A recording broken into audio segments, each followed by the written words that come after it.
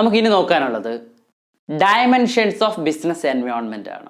അതായത് ബിസിനസ് എൻവയോൺമെൻറ്റിൻ്റെ വ്യത്യസ്തമായ അല്ലെങ്കിൽ വിവിധ തലങ്ങൾ. നമുക്കറിയാം എൻവയോൺമെൻ്റ് എന്ന് പറയുന്നത് ഒരുപാട് എക്സ്റ്റേണൽ ഫാക്ടേഴ്സിൻ്റെ ഒരു ടോട്ടലാണ് അല്ലേ. ഒരുപാട് ബിസിനസ്സിനെ പുറത്തു നിന്നുകൊണ്ട് ബിസിനസ്സിനെ സ്വാധീനിക്കുന്ന ഒരുപാട് ഘടകങ്ങളുടെ കൂട്ടായ്മയാണ് എൻവയോൺമെൻറ്റ്. നമുക്ക് പ്രധാനമായിട്ടും ബിസിനസ് എൻവയോൺമെൻറ്റിൻ്റെ ഡയമെൻഷൻ അല്ലെങ്കിൽ ടൈപ്പ് ഓഫ് ബിസിനസ് എൻവയോൺമെൻറ്റിനെ നമുക്ക് 5 കാറ്റഗറീസിൽ ക്ലാസിഫൈ ചെയ്യാം. The first one economic environment, second one political environment, third one legal environment, fourth one social environment and the last one technological environment. ഇങ്ങനെ 5ആയിട്ട് നമുക്ക് ക്ലാസിഫൈ ചെയ്യാം. അതിൽ ആദ്യത്തെ എൻവയോൺമെൻറ്റ് നോക്കാം, economic environment. ഒരു ബിസിനസ്സിനെ സംബന്ധിച്ചിടത്തോളം അവരുടെ പ്രവർത്തനങ്ങളെ ഏറ്റവും അധികം സ്വാധീനിക്കുന്ന ഒരു എൻവയോൺമെൻ്റ് ആണ് ഇക്കണോമിക് എൻവയോൺമെൻറ്റ്. അതായത് ആ രാജ്യത്തിൻ്റെ ഇക്കണോമിക് കണ്ടീഷൻ, ആ ഗവൺമെൻറ്റിൻ്റെ ഇക്കണോമിക് പോളിസീസ്, ഇക്കണോമിക് പ്ലാനിങ്, ഇങ്ങനെ തുടങ്ങി ഇക്കണോമിക് ഗ്രോത്ത്, ഇക്കണോമിക് ഡെവലപ്മെൻറ്റ്, അതുപോലെ തന്നെ റേറ്റ് ഓഫ് GDP, ഇതൊക്കെ തന്നെ അല്ലെങ്കിൽ നാഷണൽ ഇൻകം ഡിസ്ട്രിബ്യൂഷൻ, ഇതൊക്കെ തന്നെ ഒരു രാജ്യത്തിൻ്റെ ഇക്കണോമിക് ആയിട്ടുള്ള ഫാക്ടേഴ്സാണ്. ഈ ഫാക്ടേഴ്സ് ഉൾക്കൊള്ളുന്ന എൻവയോൺമെൻറ്റിനെയാണ് നാം ഇക്കണോമിക് എൻവയോൺമെൻറ്റ് എന്ന് പറയുന്നത്. ഈ ഇക്കണോമിക് എൻവയോൺമെൻറ്റ് ഇൻ ഇന്ത്യ എന്നുള്ളത് നമുക്കിനി എൻവയോൺമെൻറ്റുകൾ ഡിസ്കസ് ചെയ്തതിന് ശേഷം ഇനി അടുത്ത് ഡിസ്കസ് ചെയ്യാനുള്ള ഒരു ഏരിയ ആണ്. And the second environment is political environment. Second is political environment.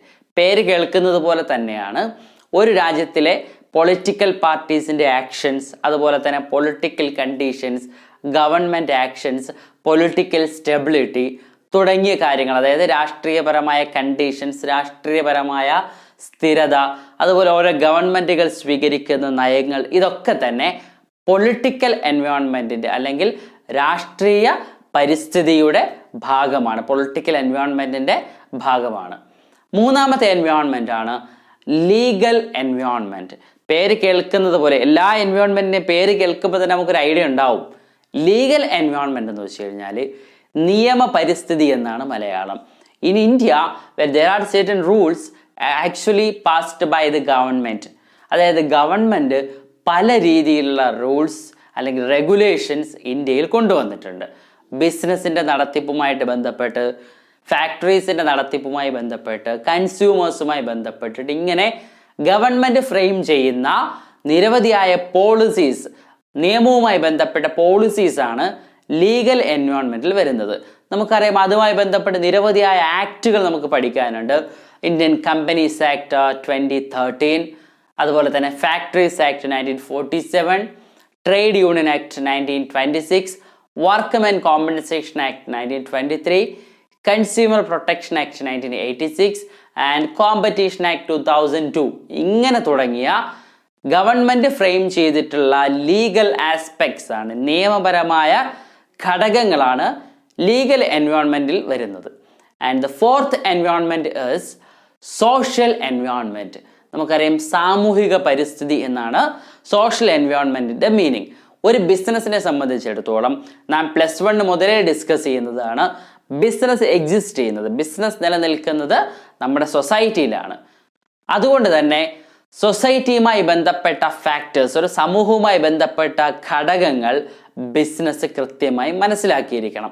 അതിനകത്ത് ആ നാട്ടിലെ എഡ്യൂക്കേഷൻ, അതുപോലെ തന്നെ ലിറ്ററസി, വിദ്യാഭ്യാസവും സാക്ഷരതയും, കസ്റ്റംസ് ആൻഡ് ട്രഡീഷൻസ്, അതായത് ആ നാട്ടിലെ മൂല്യങ്ങളും, അതുപോലെ തന്നെ അവരുടെ കൂട്ടായ്മകൾ, സെലിബ്രേഷൻസ്, അവരുടെ ആഘോഷങ്ങൾ, അതുപോലെ തന്നെ സാമൂഹിക സോഷ്യൽ വാല്യൂസ്, അവരുടെ സാമൂഹികമായ കാഴ്ചപ്പാടുകൾ, അതുപോലെ തന്നെ അവരുടെ പാരമ്പര്യം, എത്തിക്സ്, ഇതൊക്കെ തന്നെ സോഷ്യൽ എൻവയോൺമെൻറ്റിൻ്റെ ഭാഗമാണ്.